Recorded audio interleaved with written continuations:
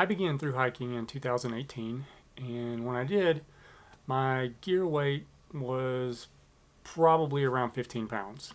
I don't really have any idea, but that's a good guess.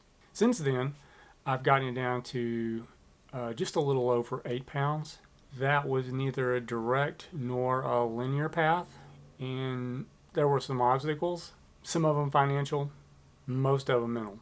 Now, maybe you've come here because you've got some obstacles of your own, or you're just looking at trying to reduce your pack weight and go ultralight, and you're looking for some tips.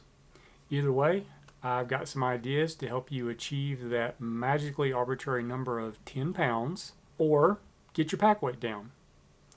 So without any further delay, let's get into it. Tip number 1, find your why. Understand your reasoning and what you're trying to achieve. Are you simply trying to reduce your pack weight? Are you trying to minimize the number of items you're carrying? Maybe increase your efficiency? Some combination of all three of those things? For me, it was a combination of all three of those things.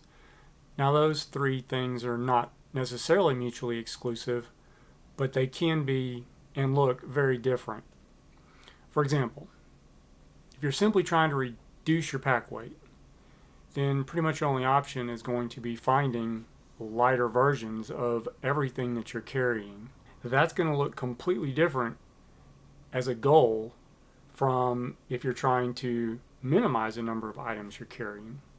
So understanding exactly what you're trying to achieve is going to simplify your decision-making process and make it that much easier to achieve your goals. Tip number 2, make a list and weigh everything. Now, this is going to take a little bit of time, but it's well worth it. This is what spreadsheets are for. There are a lot of different options out there, such as Lighter Pack, which I've never personally used. There is an iOS app called Packlight for backpacking. Again, I don't have any experience with that. You can make your own on Google Sheets. You could use Numbers if you're on Mac. There's also a spreadsheet that I made on LibreOffice, and I'll link to that. I've got a video on it. It's completely free, and by free, I mean free. You don't sign up for anything. Click it, download it, and start using it. So what making this list will enable you to do is get a real good overview of what you're actually carrying. You can also move things around, make separate lists, add things, delete things, and see how it impacts your overall weight and what your goals are. So make a list and weigh everything and then use it. Tip number 3, commit and be patient. I know commitment's a 4-letter word for some people, and I don't mean be married to this thing forever. What I mean is that once you set your goals, and if you've followed tips number 1 and tips number 2, you're going to have some steps there where you can be proactive and you can move forward towards that goal. And understand that it's a process. There's going to be some trial and error.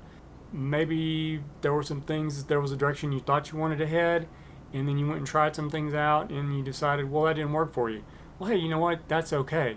That's the whole point of this. It's supposed to be fun. But you have to be patient because it will take some time, and you're going to have to learn those things that you do and you don't want to do. So that's what I mean by commit and be patient. Commit to yourself, understand what your goals are, take small steps to achieve those goals, and adjust as you need to so that whatever you're doing, you're enjoying. Because in the end, that's what's most important. Tip number 4, look at your big 3. It's called the big 3 for a reason. Chances are this is where you're going to find your largest weight savings is among these 3 items: your backpack, your tent, and your sleeping system. For me, I started with my backpack. That's where I found my over a pound of savings for me. I went from a ULA circuit to an MLD burn, reduced my size, and reduced my weight. Now, chances are to make these changes, there's going to have to be some capital expenditures here. That doesn't mean you always have to buy new. You can always find some secondhand gear. You can also go to manufacturers that have seconds or one-offs blemishes, and you can sometimes save 50 to 100 bucks on different items, and you're getting the exact same quality. For the most part, it's just something happened in the manufacturing process. They used the wrong colored thread, or they had to put an extra piece of tape on something. They can't sell it as perfect and new. My tent was from Tarp Tent, and it was a blemish version, so I think I saved like $50 or $60. So there's always options there that you can do to try to keep your costs down if that's a factor for you. But take a look at your big three and see what kind of weight savings you can achieve there. Tip number 5, focus on the essential. What is absolutely necessary for you to complete your thru hike? Now understand that necessary and essential is relative to not only the trail that you're hiking, but also the conditions that you're going to face. So always take that into account. Take a look at everything that you're carrying, all of your kit. And what you're going to do is you're going to separate that kit, all of your gear, into 2 separate piles or 2 separate lists. You're going to have your essentials list and you're going to have your luxury list. Now you're going to have to be honest with yourself here, because let's face it, 2 shirts is not essential. Really, the only thing that's essential is the one you're wearing, and even that's debatable because I've seen guys hiking without shirts. But at any rate, be honest with yourself here, and once you get your 2 lists set out, your essential pile and your luxury pile, take a look at what's in your essential pile and how much it weighs. Have you achieved your weight savings? Yes? Well, now you can go back to your luxury pile and maybe add some stuff back in that you want to. If you look at that essential pile and you've not achieved your goal or your weight savings, you're going to have to go back and analyze, well, what's preventing you from getting there?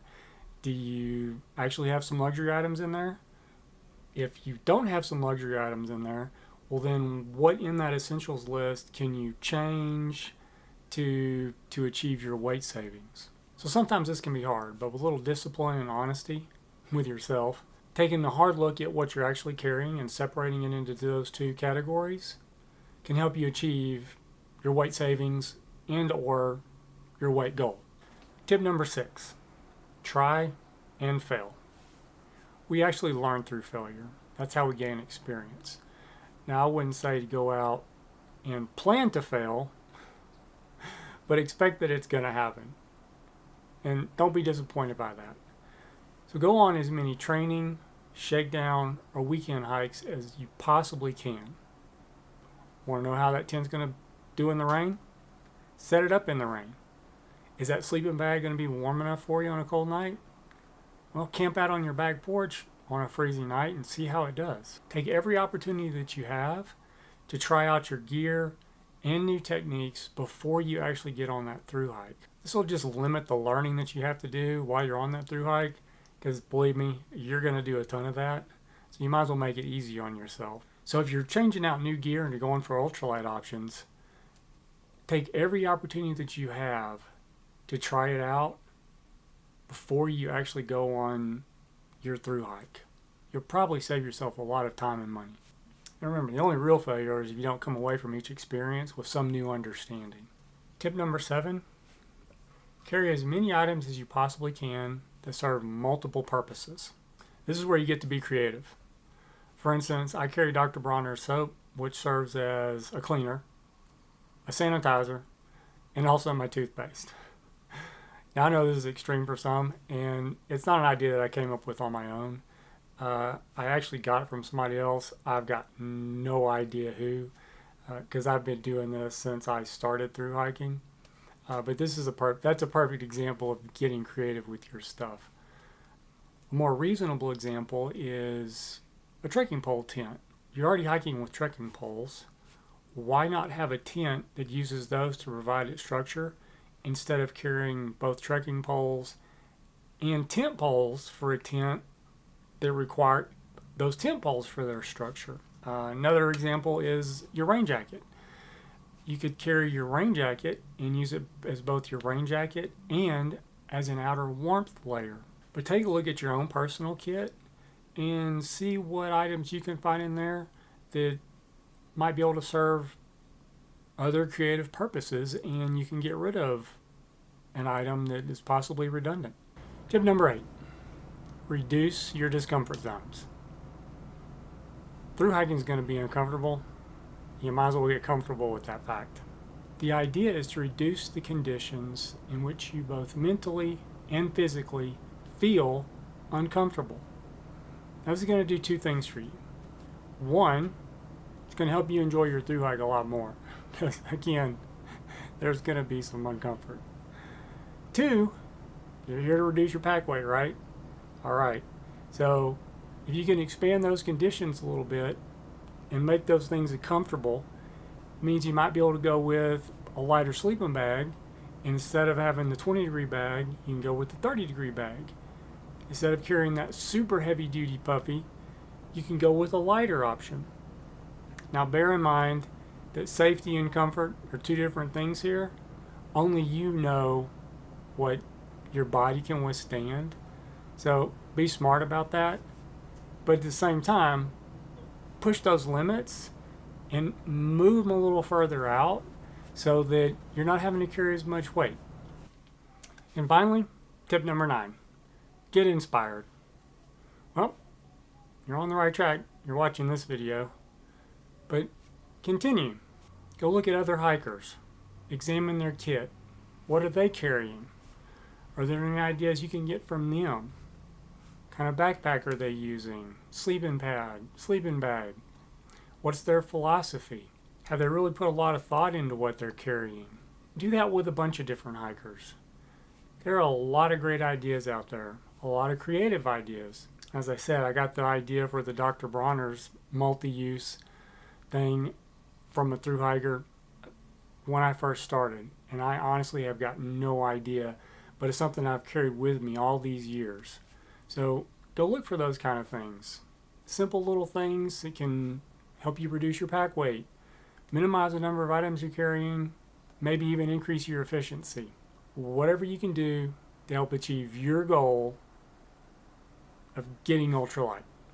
I've got some links down in the description below, a little bit of inspiration for you, and also the spreadsheet. Be sure to subscribe. My next video planned is an ultralight beginner list for less than $1,600, and it's right at 8 pounds. And then after that, I'll make a new video on what I'm actually carrying for my summer hikes. Still kind of waiting on this leg to heal up. It's feeling a lot better now. I should be ready to go in the next week, and I've got the Women Inch High Route coming up. Thanks for watching, and I'll see you next time.